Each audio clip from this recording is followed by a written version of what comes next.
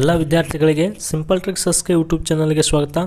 ಬನ್ನಿ, ಮೊರಾರ್ಜಿ ದೇಸಾಯಿ ಪರೀಕ್ಷೆ 23/2022 ಅನೌನ್ಸ್ ಆಗಿದೆ.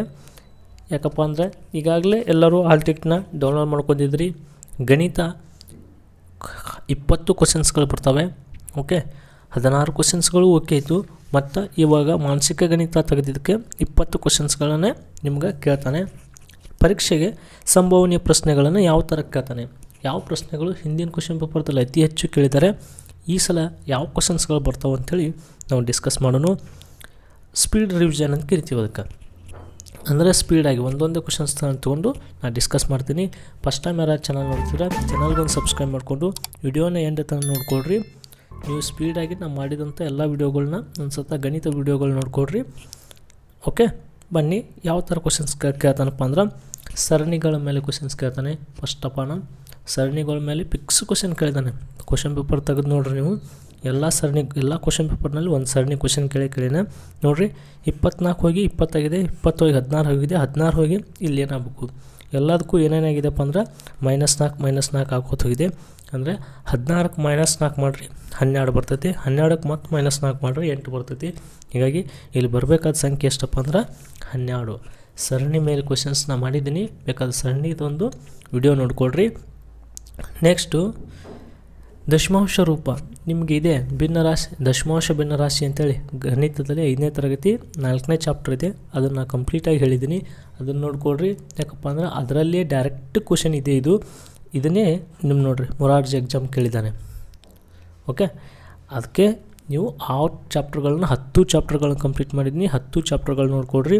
25ನೇ 8 ಇದನ್ನು ದಶಮಾಂಶ ರೂಪದಲ್ಲಿ ಬರೆದಾಗ ಇದು ಯಾವ ಥರ ನಮ್ಗೆ ಕಾಣಿಸ್ತದಪ್ಪ ಅಂದ್ರೆ, ನೀವು ಹೇಳ್ತೀರಿ ಈ ಸದ್ಯ ಒಂದು ಯಾವುದೋ ಈ ಥರ ಇತ್ತು, ಕೆಳಗಡೆ 100 ಇದ್ದಾಗ ನೀವೇನು ಮಾಡ್ತಿದ್ರಿ 0.04 ಅಂತೇಳಿ ಬರಿತಿದ್ರಿ. ಓಕೆ, ಇದು ಕೆಳಗಡೆ 100 ಇದ್ದಾಗ ಎಲ್ಲರೂ ಈಸಿಯಾಗಿ ಮಾಡ್ತಿದ್ರಿ. ಬಟ್ ಕೆಳಗಡೆ ಇಲ್ಲಿ 100 ಇಲ್ಲ, 25 ಇದೆ. ಇದನ್ನು ದಶಮಾಂಶ ರೂಪದಲ್ಲಿ ಬರೀತಿ ಯಾವ ಥರ ನೋಡಿರಿ. 25 ಅಂದ್ರೆ ಕೆಳಗಡೆ ನಮ್ಗೆ 100 ಬರ್ಬೇಕಂದ್ರೆ 25ಕ್ಕೆ ಎಷ್ಟನ್ನು ಗುಣಾಕಾರ ಮಾಡಿದರೆ 100 ಬರ್ತೈತಿ. 25 4 100 ಅಂದ್ರೆ ಇಲ್ಲಿ 4ಕ್ಕೆ ಮಲ್ಟಿಪ್ಲಿಕೇಷನ್ಸ್ ಮಾಡಬೇಕು.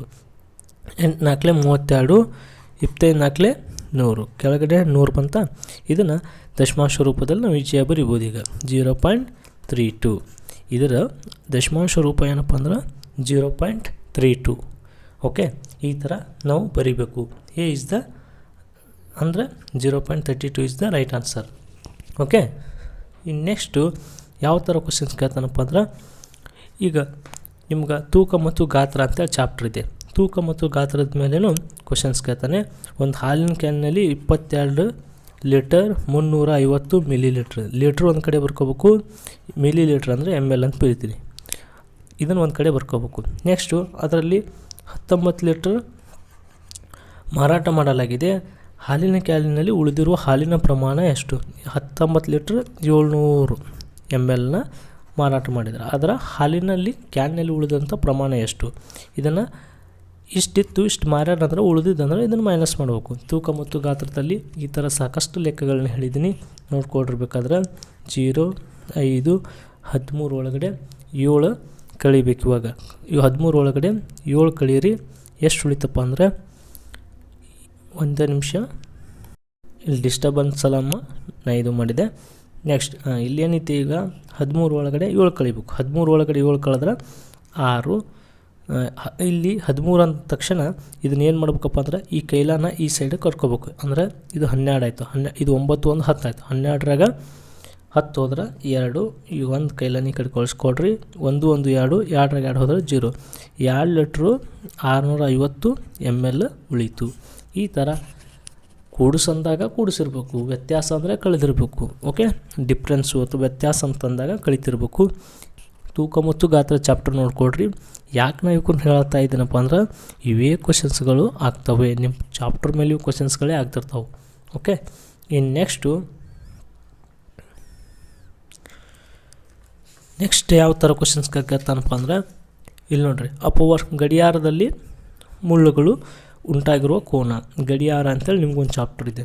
ಆ ಚಾಪ್ಟರ್ನಲ್ಲಿ ಯಾವ್ಯಾವ ಟೈಮಿಗೂ ಕೇಳ್ತಿರ್ತಾನೆ. ಈ ಸದ್ದ ಯಾವ ಥರ ಅಂದ್ರೆ ರೈಲ್ವೆ ನಿಲ್ದಾಣದಲ್ಲಿ ಟೈಮ್ ಗಂಟೆ 17 ಆಗಿದೆ. ರೈಲ್ವೆ ನಿಲ್ದಾಣದಲ್ಲಿ ಗಂಟೆ ನಮಗೆ 17 ಅಂತ ತೋರಿಸ್ತಾ ಇದೆ. ಹಾಗಾದರೆ 12 ಗಂಟೆ ಸಮಯದಲ್ಲಿ ಅದರ ಸಮಯ ಎಷ್ಟು ಅಂತ ಕ್ವಶನ್ ಕೇಳ್ತಾನೆ. ಅಂದರೆ 24 ಗಂಟೆ ರೈಲ್ವೆ ಟೈಮಿಂಗ್ ಇರ್ತೈತಿ. 13 ಗಂಟೆ ಅಂದರೆ 1 ಗಂಟೆ, 14 ಅಂದ್ರೆ 2, 13 ಅಂದ್ರೆ 3, 14 ಅಂದ್ರೆ 13 ಅಂದ್ರೆ 1, 14 ಅಂದ್ರೆ 2, 15 ಅಂದ್ರೆ 3, 16 ಅಂದ್ರೆ 4, 17 ಅಂದ್ರೆ 5. ಗಡಿಯಾರ 17 ಆಗಿತ್ತಪ್ಪ ಅಂದ್ರೆ ಅಲ್ಲಿ ರೈಲ್ವೆ ಟೈಮ್ನಲ್ಲಿ 17 ಆಗಿತ್ತಪ್ಪ ಅಂದ್ರೆ ನಿಮ್ಮ ಸಮಯದಲ್ಲಿ ಎಷ್ಟಾಗಿರ್ತದಪ್ಪ ಅಂದ್ರೆ 5 ಗಂಟೆ ಆಗಿರ್ತೈತಿ. ಈ ಥರನೂ ಕ್ವಶನ್ಸ್ ಕೇಳಿದ್ದಾನೆ.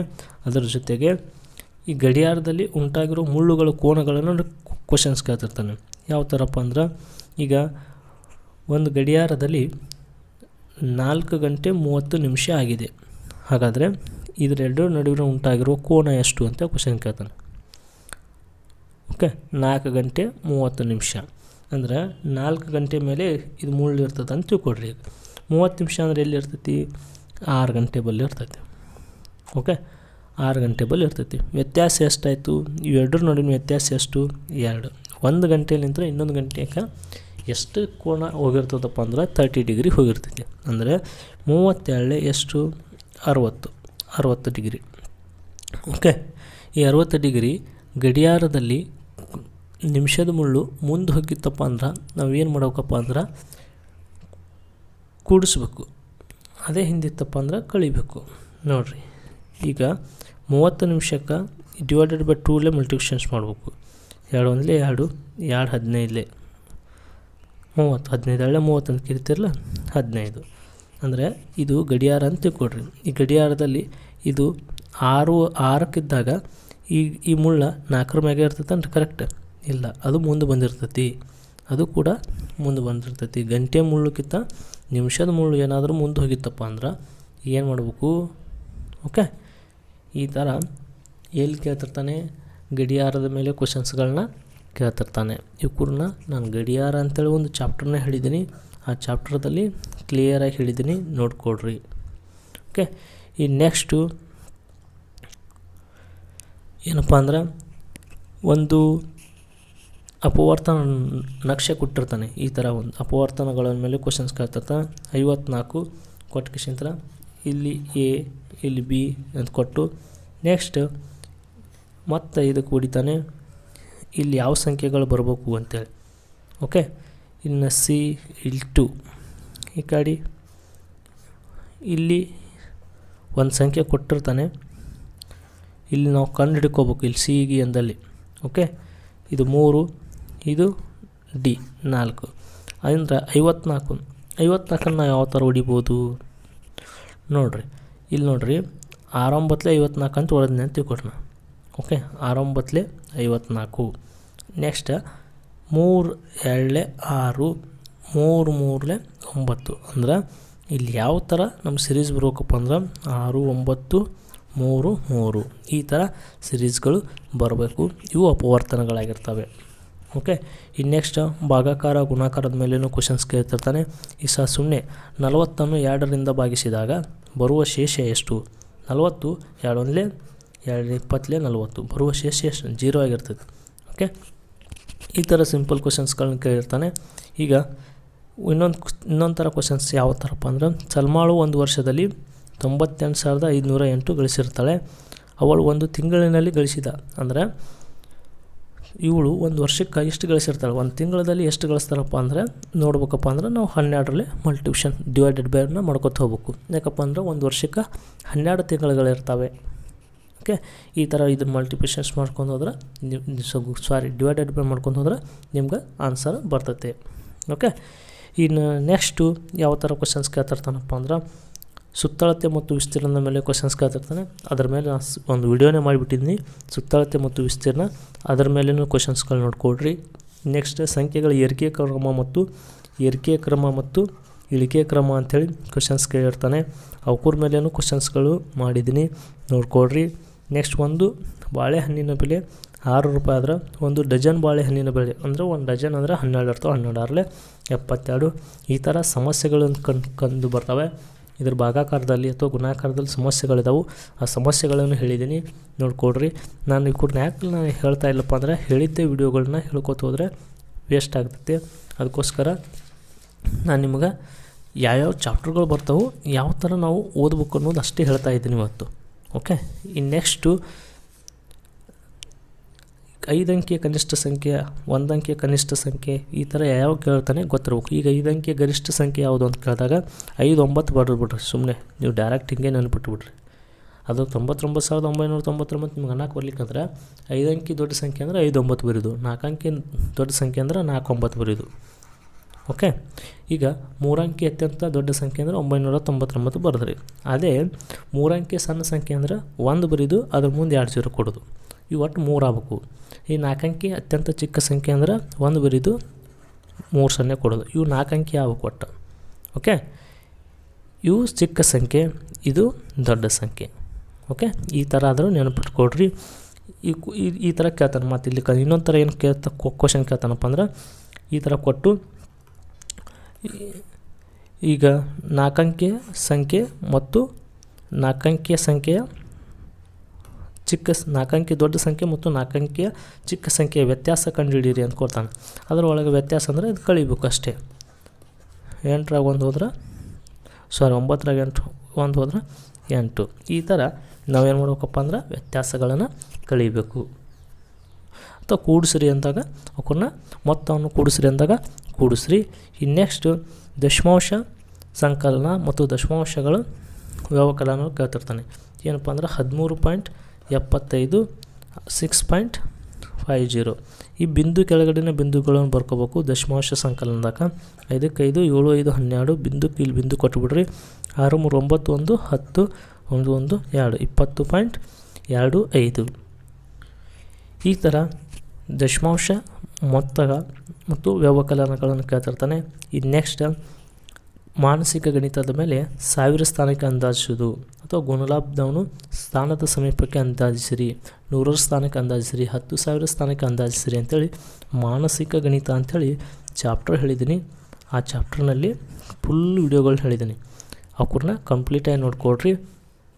ಇನ್ನು ನೆಕ್ಸ್ಟು ದಶಮಾಂಶ ರೂಪ ಆಯಿತು. ಇನ್ನು ನೆಕ್ಸ್ಟು ತೂಕ ಮತ್ತು ಗಾತ್ರ ಆಯಿತು. ಇನ್ನು ಭಿನ್ನ ರಾಶಿಗಳ ಮೇಲೇನು ಕ್ವಶನ್ಸ್ ಕೇಳ್ತಿರ್ತಾನೆ. ಸಮಭಿನ್ನ ರಾಶಿ ಯಾವುದು, ವಿಷಮ ಭಿನ್ನ ರಾಶಿ ಯಾವುದು, ಅಥವಾ ಕನಿಷ್ಠ ರೂಪ ಯಾವುದು. ಕನಿಷ್ಠ ರೂಪ ಅಂದ್ರೂ ಒಂದೇ. ಈ ಸದ್ದ 15 / 30 ಇರ್ತದೆ. ಇದನ್ನು ಕನಿಷ್ಠ ರೂಪ ಅಂದ್ರೆ 15 15 2 30. ಇದು ಕನಿಷ್ಠ ರೂಪ 2ನೇ 1. ಈ ಥರ ನಾವು ಕನಿಷ್ಠ ರೂಪಗಳನ್ನು ಮಾಡ್ಕೋಬೇಕು. ನೆಕ್ಸ್ಟು ಸಮಮಿತಿ ಆಕೃತಿಗಳು ಅಂತೇಳಿ ಸಿಮಿಟ್ರಿ ಅಂತೇಳಿ ನಿಮ್ಗೊಂದು ಚಾಪ್ಟರ್ ಹೇಳಿದ್ದೀನಿ. ಒಂದು ಚಿತ್ರ ಕೊಡ್ತಾನೆ. ಈ ಒಂದು ಚಿತ್ರ ಕೊಡ್ತಾನೆ. ಇದು ಸಮದ್ವಿಬಾಹು ಅಥವಾ ಸಮಬಾಹು ತ್ರಿಭುಜ. ಇದರಲ್ಲಿ ಎಷ್ಟು ಅಕ್ಷಗಳನ್ನು ನಾವು ಎಳಿಬೋದಪ್ಪ ಅಂದ್ರೆ ಒಟ್ಟು 3 ಅಕ್ಷಗಳನ್ನು ಅಥವಾ 3 ಸಮಮಿತಿ ಅಕ್ಷಗಳನ್ನು ನಾವು ಎಳಿಬೋದು ಅಂಥೇಳಿ ನೀವು ಹಾಕಬೇಕು. ಅದನ್ನು ಚಾಪ್ಟರ್ ಹೇಳಿದ್ದೀನಿ, ಬೇಕಾದ್ರೆ ನೋಡ್ಕೊಡ್ರಿ. ನೆಕ್ಸ್ಟ್ ಒಂದು ಆಯತಗಣಗಳು ಅಂತ ವಿನ್ಯಾಸಗಳು ಅಂತ ಒಂದು ಚಾಪ್ಟರ್ ಐತೆ ನೋಡಿರಿ. ಆ ಚಾಪ್ಟರ್ಗಳ ಮೇಲೇನು ಕ್ವಶನ್ ಬರ್ತವೆ. ನೆಕ್ಸ್ಟ್ ಆಯತಗಣದಲ್ಲಿರುವ ಅಂಚುಗಳು, ಮುಖಗಳು, ಶೃಂಗಗಳ ಸಂಖ್ಯೆ ಎಷ್ಟು ಅಂಥೇಳಿ ಅದು ಸಮಮಿತಿ ಆಕೃತಿಗಳಲ್ಲಿನೇ ಹೇಳಿದ್ದೀನಿ. ಅದನ್ನು ಚಾಪ್ಟರ್ನಲ್ಲಿ ಹೇಳಿದ್ದೀನಿ, ನೋಡ್ಕೊಡ್ರಿ. ಇನ್ನು ನೆಕ್ಸ್ಟ್ ಇದೇ ಥರ ಅಂತಲ್ಲ, ಎಲ್ಲ ಥರ ಕ್ವಶನ್ಸ್ಗಳನ್ನು 10 ಚಾಪ್ಟರ್ ಮೇಲೆ ಯಾವ ಥರ ಕ್ವಶನ್ಸ್ಗಳು ಬರ್ತಾವೆ ಅನ್ನೋದು ನಿಮ್ಗೆ ಇಲ್ಲಿ ಡಿವೈಡೆಡ್ ಮಾಡಿ ಕ್ವಶನ್ಸ್ಗಳನ್ನ ಅರೇಂಜ್ ಮಾಡಿರ್ತಾನೆ. ಈ ಥರ ನೀವು ಗಣಿತದಲ್ಲಿ ನೀವು ಇಷ್ಟು ವರ್ಕ್ ಮಾಡ್ಕೊಂಡು ಹೋಗಿದ್ದೆ ಕರೆ ಆದ್ರೆ ಗಣಿತದಲ್ಲಿ 20ಕ್ಕೆ 1 ಮಾರ್ಕ್ಸು ನೀವು ಕಡಿಮೆ ಬೀಳಂಗಿಲ್ಲ. 20ಕ್ಕೆ ಔಟ್ ಆಫ್ 20 ನೀವು ತೊಗೋತೀರಿ. ಗಣಿತ ಯಾರು ಔಟ್ ಆಫ್ 20 ತೊಗೊಂಡಿರ್ತೀರಿ ಸೆಲೆಕ್ಷನ್ ಲಿಸ್ಟ್ನಲ್ಲಿ ಬಂದೇ ಬರ್ತೀರಿ. ಇದು ಮಾತ್ರ ಫಿಕ್ಸ್. ಯಾಕಂದ್ರೆ ಸ್ಕೋರ್ ಆಗೋದೇ, ಎಲ್ಲರೂ ಸ್ಕೋರ್ ಕಡಿಮೆ ಆಗೋದೇ ಇದೇ ಸಬ್ಜೆಕ್ಟು. ನೀವು ಇದರಲ್ಲಿ ಸ್ಕೋರ್ ಮಾಡಿಬಿಟ್ರೆ ಅಂದ್ರೆ ನೀವು ಸೆಲೆಕ್ಷನ್ ಆಗೇ ಆಗ್ತೀರಾ. ಓಕೆ, ಫಸ್ಟ್ ಟೈಮ್ ಯಾರು ಚಾನಲ್ ನೋಡ್ತೀರಾ ಚಾನಲ್ಗೊಂದು ಸಬ್ಸ್ಕ್ರೈಬ್ ಮಾಡಿಕೊಂಡು ಎಲ್ಲ ವೀಡಿಯೋಗಳನ್ನ ನೋಡ್ಕೊಡ್ರಿ. ನಿಮ್ಗೆ ಎಕ್ಸಾಮ್ಗೆ all the best. Thank you.